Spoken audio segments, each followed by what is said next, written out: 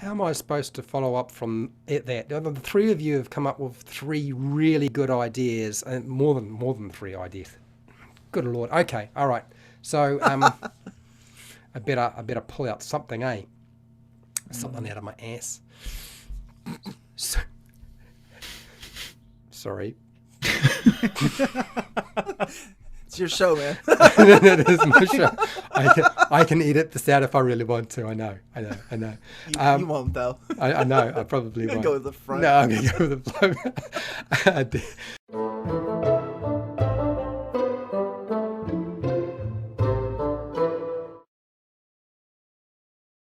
Hi, welcome to How to D&D. My name is Fred Weller, and today this is a Dungeon Master Roundtable. We're going to talk about how to make the Mind Flayer more interesting in your games, more fun, and some sort of unusual ways to use your Mind Flayer. We're going to go crazy, silly, stupid, odd, you name it, it's going to happen. But before that, I have some guests. If you would like to introduce yourself. Hi there, folks. My name is Denny Dicely. I run the Dicely DnD YouTube channel as well as the Speak Dicely podcast, and run campaigns and make videos about how to play D&D.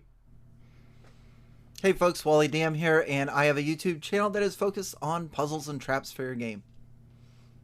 Hey everybody, my name's AJ. I talk about Dungeons and Dragons lore and have a presence scattered around the internet that you can find me pretty much anywhere. Yeah, in terms of interesting and fun ways to use mind flayers, I started off by thinking like, well, what's the kind of opposite of what is expected of a mind flayer? And I began thinking of a monster that was opposite. And I was like, what if we mix the mind flayer and a death knight together?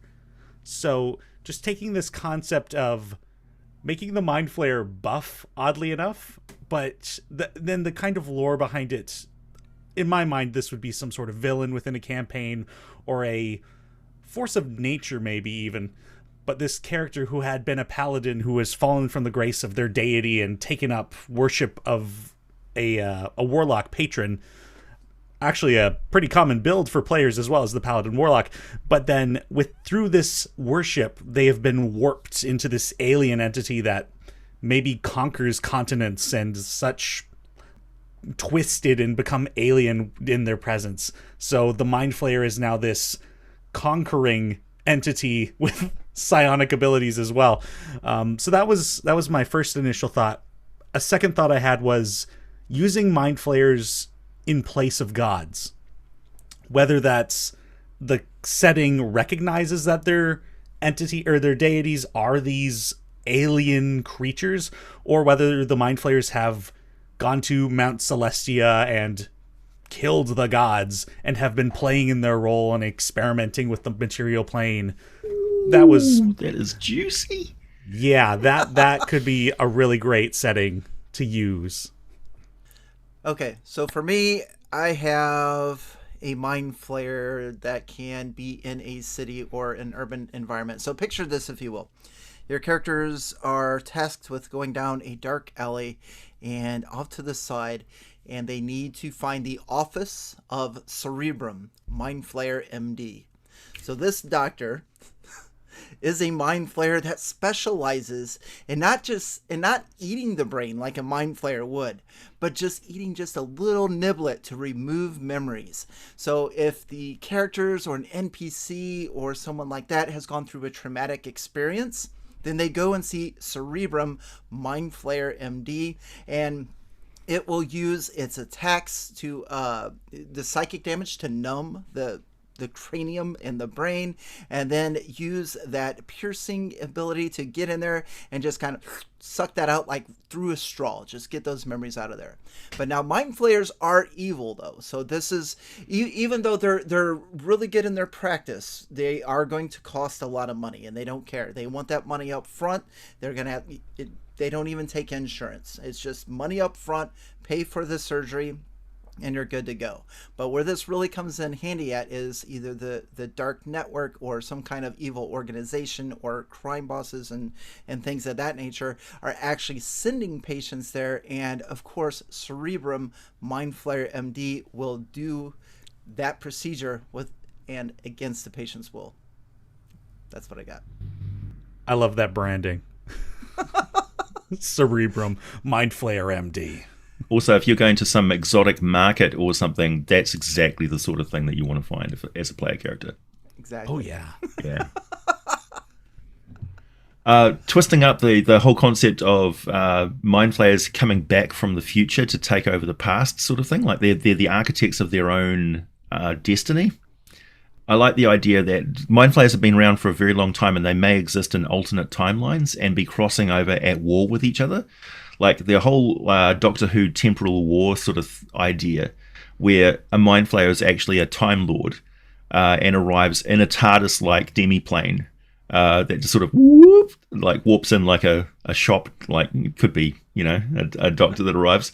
And they're not necessarily evil, they're actually a faction of good mind flayers who have been they're like a Githyanki hunting party that got taken over, but they had potions and stuff to sort of stop the cerebromorphosis, so they're partially transformed, like maybe one or two tentacles that are twitching and stuff, and one of their eyes is a bit milky and stuff. But the thing is that anytime they get near a master brain, an elder brain, they start to feel its psychic influence, because mind flayers are thralls of a master of an elder brain. That's like their CPU, their central processing unit that uses them as AI independent operators, but very firmly under its control.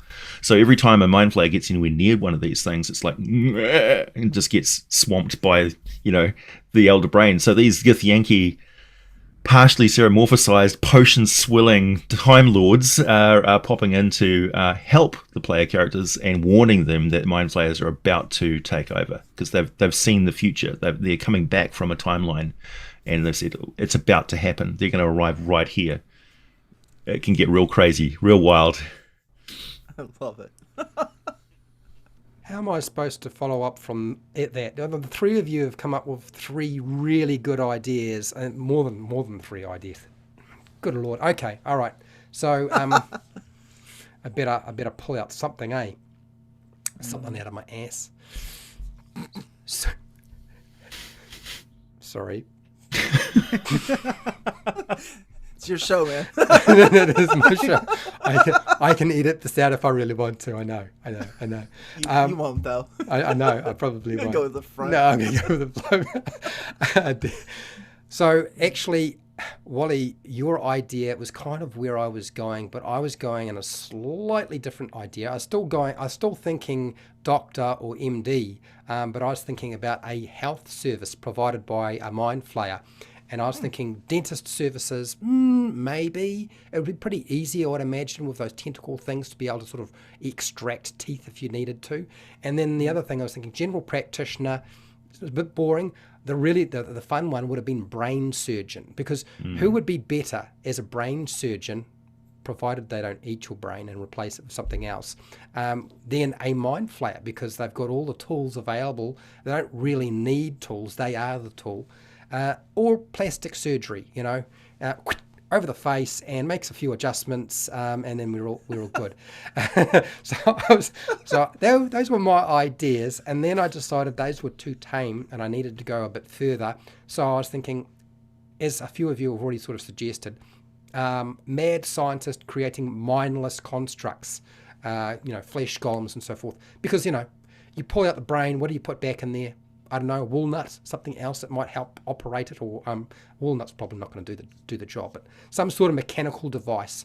They don't need that brain anymore. We'll replace that with something else. The other thing was, I was thinking of a bard. I know that Wally likes bards, and I cannot think of anything more bizarre than a mind flayer bard that plays the bagpipes, and the bagpipes are made from a human sort of fleshy bits and pieces and internal organs that he plays as he's travelling around the countryside. Otherwise, we just go with the standard. Yeah, it's a mind flayer, he's a pirate, he's a spelljammer captain, and that's it. Those were the ideas I had, but I still think the bard bagpipe player is probably my best one. I really like the idea of like a mind flayer that's a physician to the wealthy, of like Waterdeep or something like hidden secret. That's good morning, Mister. Yes, a bit of tension in the face there. You know, gets really in depth around their feet. Just creepy.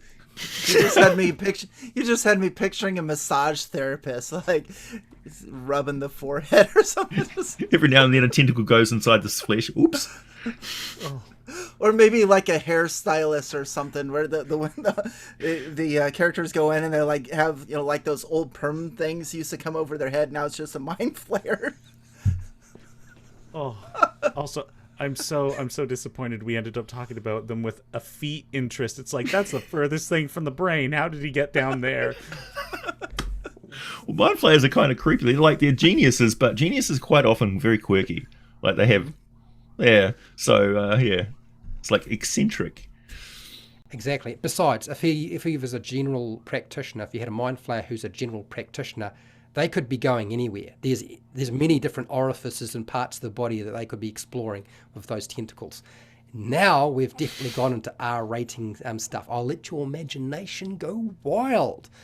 But that's the end of our ideas. Please let us know down in the comments what your ideas are, and thank you to everybody who showed up. And hey, till next time, keep rolling those 20s.